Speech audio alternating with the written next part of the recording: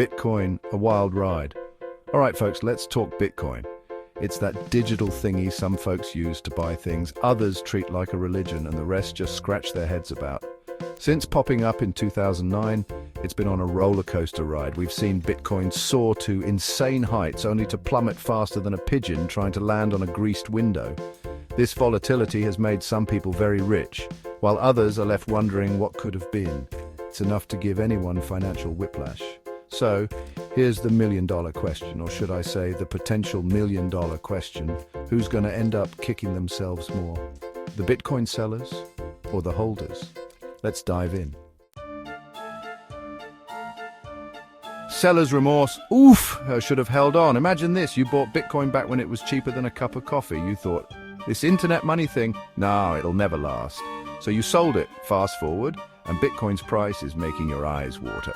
Suddenly, that used car you bought with your Bitcoin profits feels like a consolation prize. You could have been sipping Mai Tais on a private island. The regret is real, my friends, and it stings like a bad sunburn. Stories of people regretting selling their Bitcoin are everywhere. Remember that guy who bought pizza with 10,000 Bitcoins back in 2010? That pizza would be worth a fortune today. Ouch. Holders blues? Ugh, should have sold. Now let's talk about the Bitcoin holders, those brave souls who rode the waves and clung on for dear life. They saw Bitcoin skyrocket and thought, this is it, I'm going to be swimming in cash. But then, crash. The price tanks, their portfolio shrinks, and they're left holding a bag of digital what-ifs. They could have cashed out at the peak and bought that yacht they always dreamed of. Instead, they're stuck with a sinking feeling in their stomach. Holding on to Bitcoin can feel like a gamble, especially when the market is as predictable as a toddler on a sugar rush.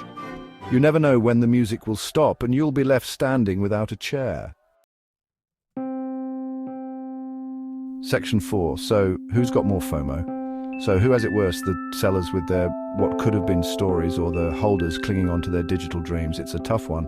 Selling too early can leave you feeling like you missed the boat, while holding on too long can feel like watching your ship sink. Ultimately, the level of regret depends on individual circumstances, risk tolerance, and maybe even a sprinkle of good old-fashioned luck. One thing's for sure, though, both sides have a case of FOMO, the fear of missing out that would make even the most zen person break a sweat. Section 5, the Bitcoin crystal ball, cloudy with the chance of regret. So, what's the verdict? Who will regret their Bitcoin decisions more? Honestly, folks, it's like trying to predict the weather in a hurricane. No one knows for sure. The only guarantee with Bitcoin is its unpredictability.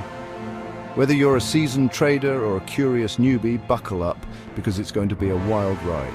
And remember, always do your research and don't invest more than you can afford to lose.